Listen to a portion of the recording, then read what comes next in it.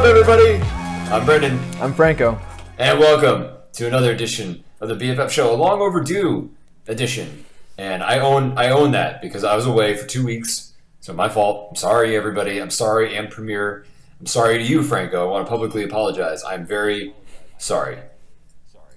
I forgive you. Okay. Actually, quite notable. This would mark the 1-year anniversary of the show. Oh, nice. So fireworks Happy anniversary. will go on the screen. Additionally, I currently, on my desk, have the contract for the 3rd season of the show. Yeah. Which I have not filled out yet. So I'm sorry, AMP Premiere. We'll get on it. So we are theoretically a go for season 3. So That's awesome. Yay. Season 3.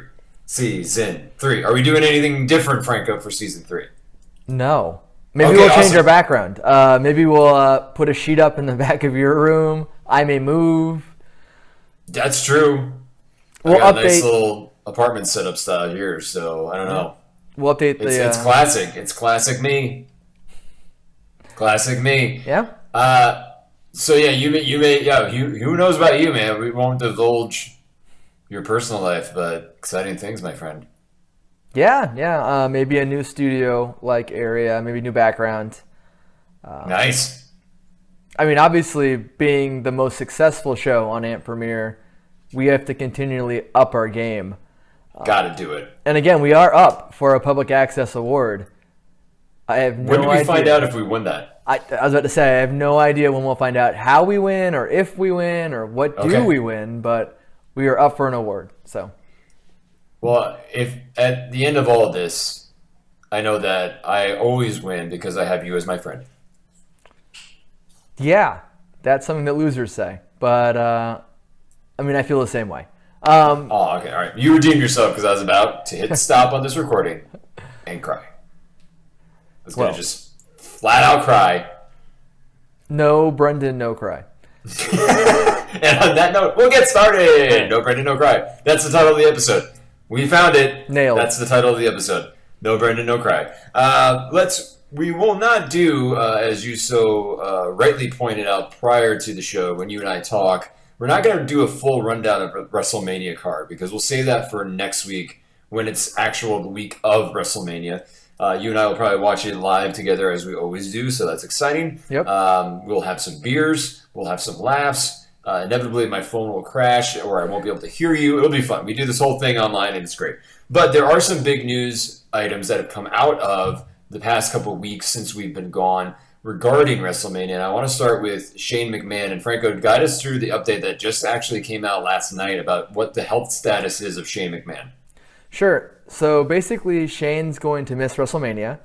He got diagnosed with, and I'm going to say this wrong, diverticulitis. Oh, I think he did great. Gold I think star. that's perfect. Which is actually the same that took Lesnar out for a long time from UFC. So it's a pretty serious issue. I mean, it's definitely survivable, but he's not going to be able to Yeah. wrestle. So now we have a pretty big upheaval.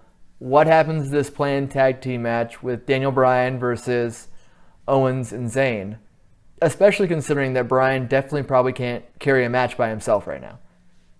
I think it's an interesting point. They're doing an angle right now where Zayn and Owens have been fired, and Owens committing so much to reverting his Twitter handle back to Kevin Steen, which was his independent scene name. And, there's been a lot of rumors, who do you put with Bryan? Because it's likely going to be a tag match.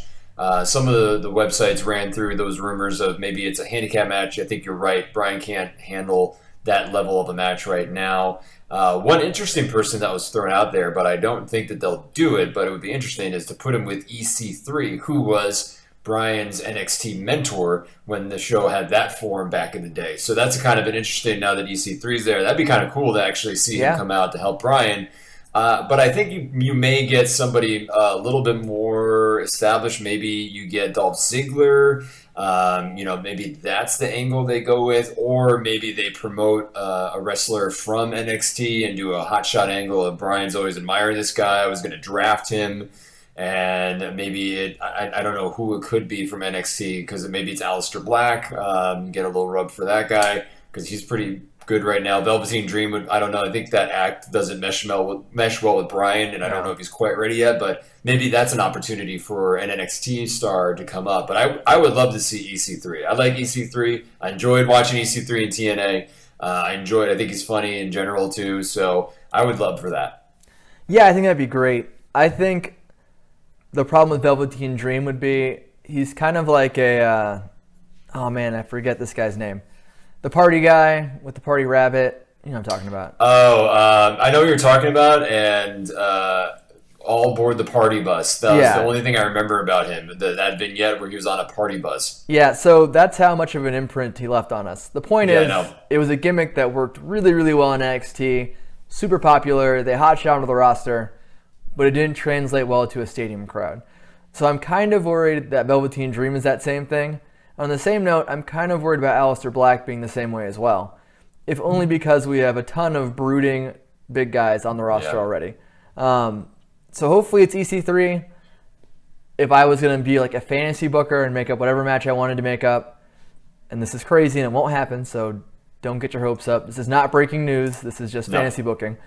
I would take Daniel Bryan, pair him with Braun Strowman, and then make it a three-way title match for the Raw titles using Zayn and Owens. I think it's the best possible combination, and we already have 14 matches on the card.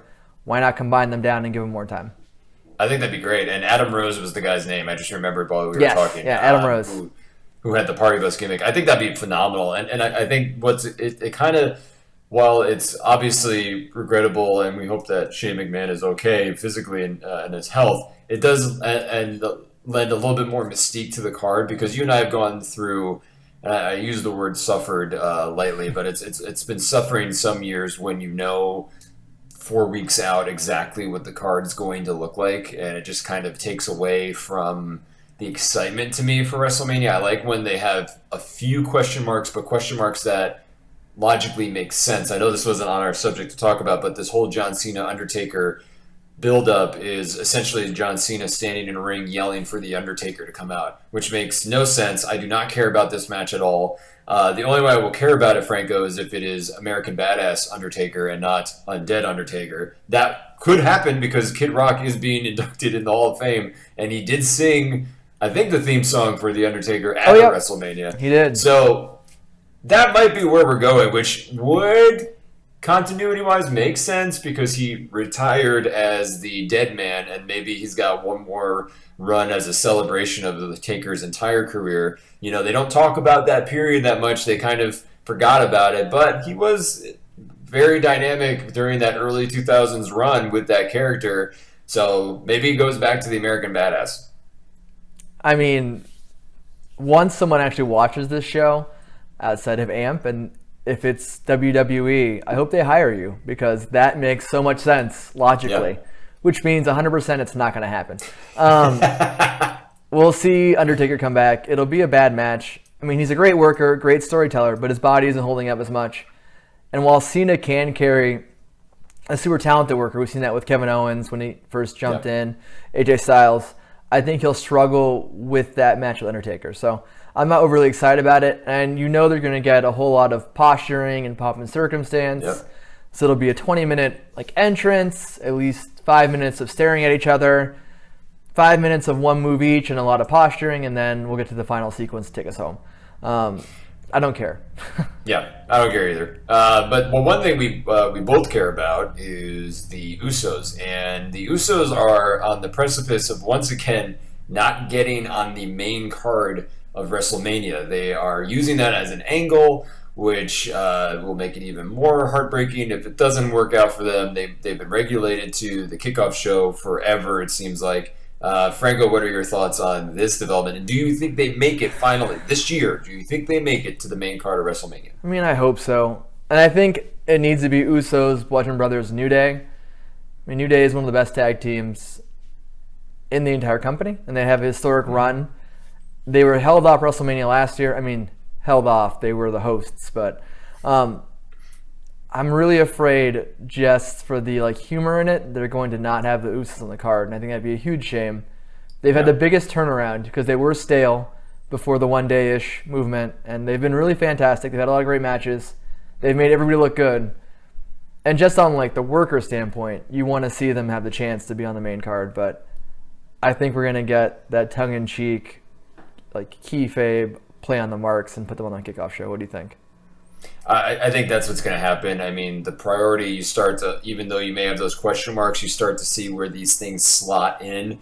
And it just looks more and more every day like that they are not going to put the Usos on the main card. Which, again, it begs a question to me, Franco. I've always wondered, like, the kickoff show should just, don't eliminate it. Just call it all of it WrestleMania. It makes no sense to do a kickoff show anymore because who else are you trying to entice to buy the WWE Network at this point? You already got people. It just makes no sense to me, but that's besides the point. But I think at this point, they're going to be on the kickoff show. One other, speaking of tag teams, good segues for me so far. I'm very proud of myself. Braun Strowman is a character right now that does not have a partner, and he is in the WWE Tag Team title match for the Raw brand. Who do you think is going to be his mystery partner, and are we going to be disappointed? I'll answer the second part of that first. Yes.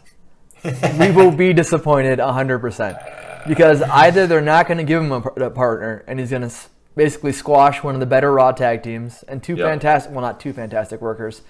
One fantastic worker in Cesaro, and one decent worker in Sheamus. Serviceable. Yeah, who doesn't deserve to get squashed at WrestleMania. Or they might give us bad guy, good guy kind of thing with Elias, who's not there yet where he should be a title holder, and essentially holding Braun Strowman back when Braun Strowman should be main eventing. I heard a rumor, and I saw a rumor online about Hulk Hogan potentially being the tag team partner for Braun Strowman. I think that would be insane. I think that would be...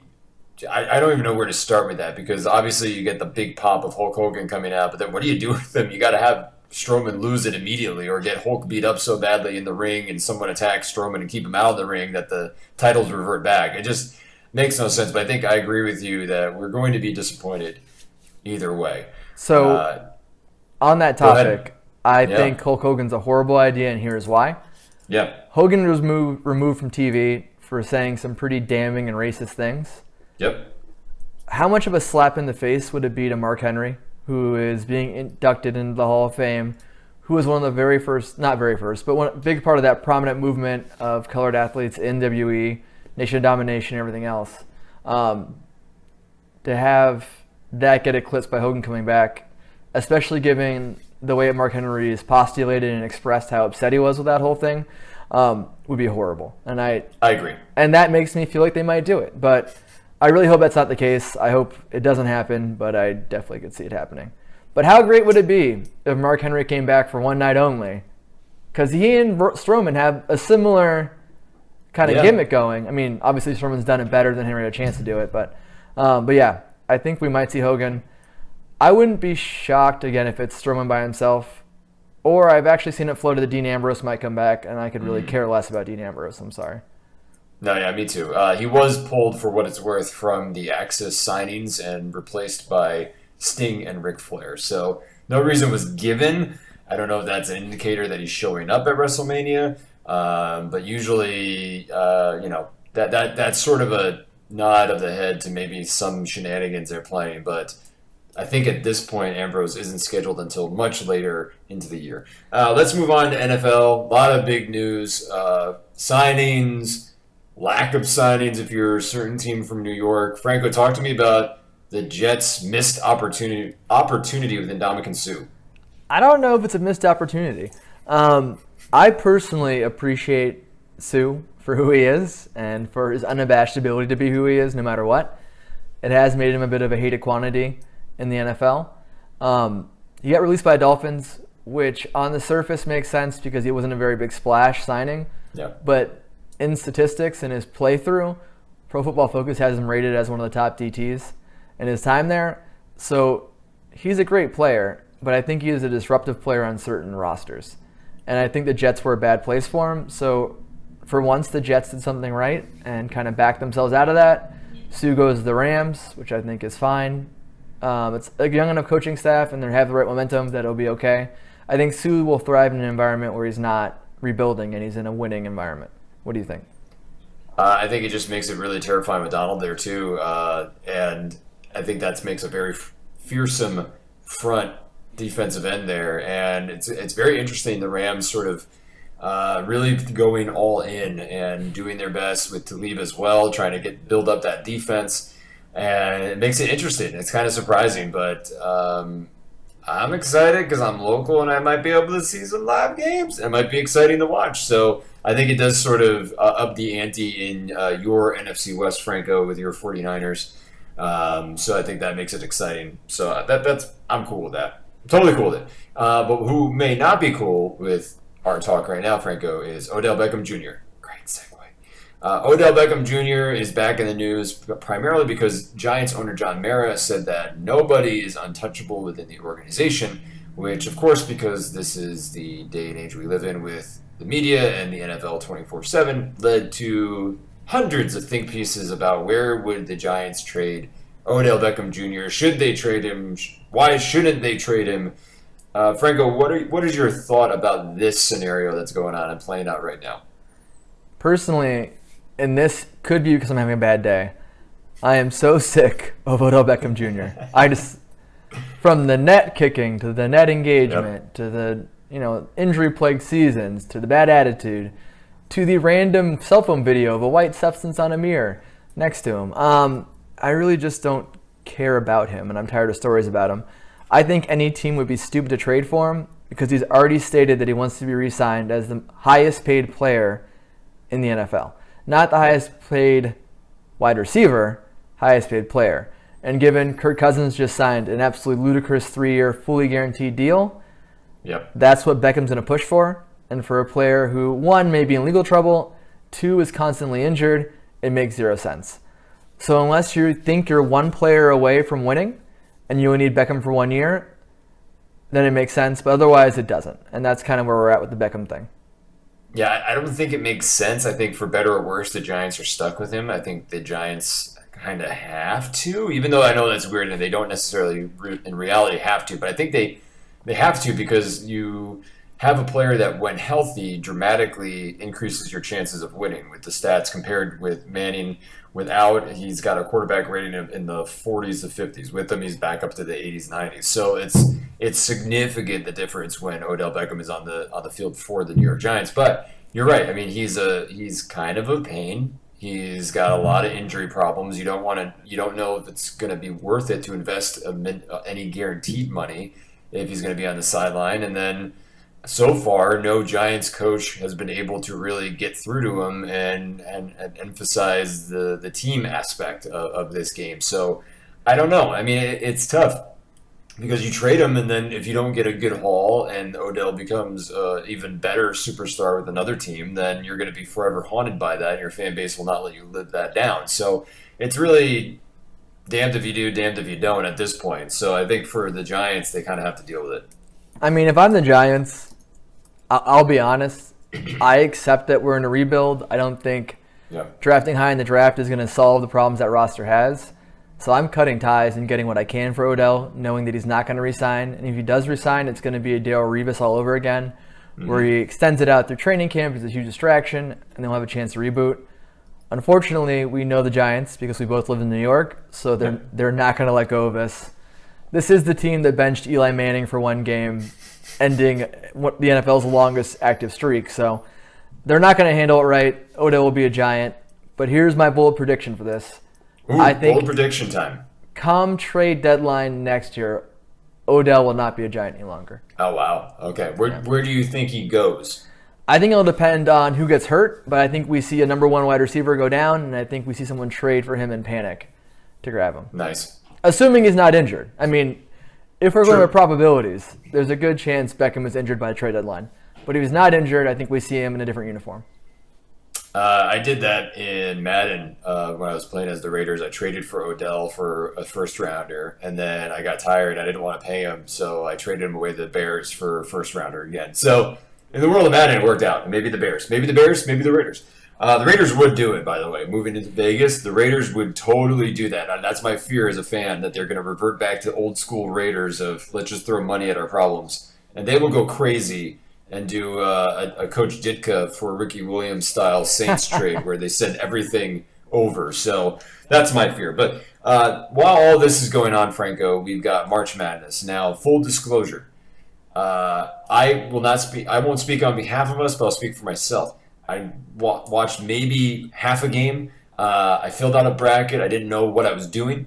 I picked a lot of random teams. I have not checked my bracket to see whether or not I'm doing well at all. And now we're at the final four, and quite frankly, I didn't even realize that was happening. I mean, I've watched it more than you, but I've done so begrudgingly because my black bracket is blown up. I almost said blown up bracket as one word, which I don't even know what that'd be. Would that be blanket? Blacket? No, blanket's probably the right way to say that. It's a disaster. I have UVA winning, which we know didn't happen. Right. And I have Florida in the Final Four. I did get Loyola correct, though. That's the one thing I did well in my bracket, but that's about it. Are you excited about the fact that an 11 seed is now in the Final Four? Have you been swept up by the Sister Jean hype and the Loyola hype train? I mean, it's a fantastic story, and it kind of brings you back to what's important about college athletics, which I think we've lost somewhat with the Werner Ladder sponsor of the net cutting and the sprint halftime break with replay by Cellular One, which doesn't exist anymore, but you get my point. I think having that human aspect to it and seeing a college team that's really a team as opposed to a bunch of superstars kind of returns you back to that good old NCAA feel that you used to have back when Duke was dominating and Christian Laettner ruined everybody's day. So I love it for that reason. I think it's catchy. I enjoy it. I think that it makes it more interesting. There have been some articles out there that say, ESPN had I think it was Stephen A. Smith that was like he didn't want to see an 11 seed. He wants to see the best of the best. But I think come tournament time, if you lose, the winners that keep advancing are the best in that moment. So I think that's kind of a poor argument to make. We do have, just to recap the Final Four, we have Michigan number 3 versus Loyola number 11. And we have Villanova versus Kansas. Both are number 1 seeds, and both of those games can be seen on TBS, which I did not realize. CBS has punted the Final Four and the championship game. All games are on TBS. So not sure why that happened, but interesting tidbit in the world of sports. So Franco, where do you see this, or would you like to make a prediction? Because by the time you and I record again, I believe this thing's going to be all over. So who comes out of this as the winner overall? I really feel like Kansas walks out, if only because it's hard to repeat championships. It hasn't been done a lot, so Villanova I think is gone. As much as I love Loyola's story, I think it ends here, so I think it's Kansas. My worst nightmare is Villanova, by the way. My best case scenario is Loyola, so that's where I'm at in the whole range of emotion on this. My pick, Kansas. Why? Because. All right, moving on. Before we head out, funny story. The New York Yankees have been in trouble, and I'm going to go to the computer of reference to make sure I've got the right information for all of you. So, Major League Baseball, this according to ESPN, warned the New York Yankees on Tuesday that a plan to display images of Aaron Judge, Giancarlo Stanton, and other players imprinted in beer sold at Yankee Stadium violated the league policy. Apparently at a media event, Franco, they were testing out new technology that imprints pictures onto the foam of beer and lattes. So that was an opportunity by the Yankees marketing team to promote this, and then apparently the Yankees didn't know about it, which I think is not true. I think that they totally knew about it.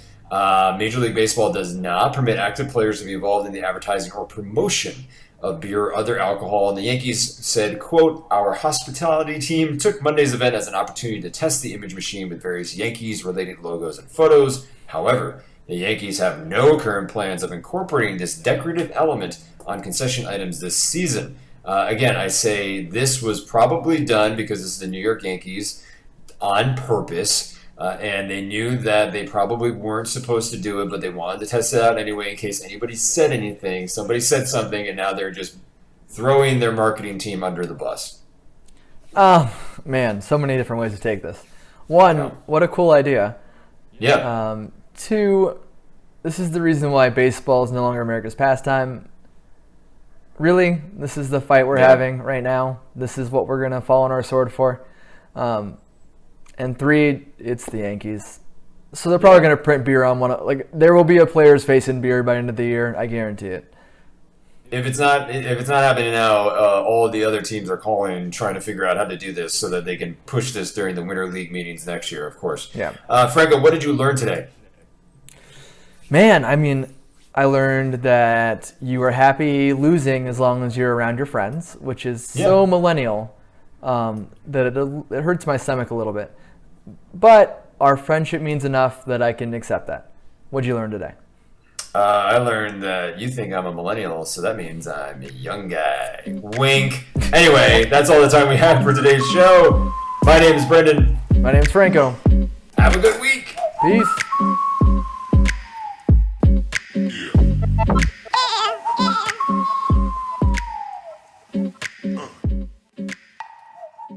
You gotta be able to see your beautiful face.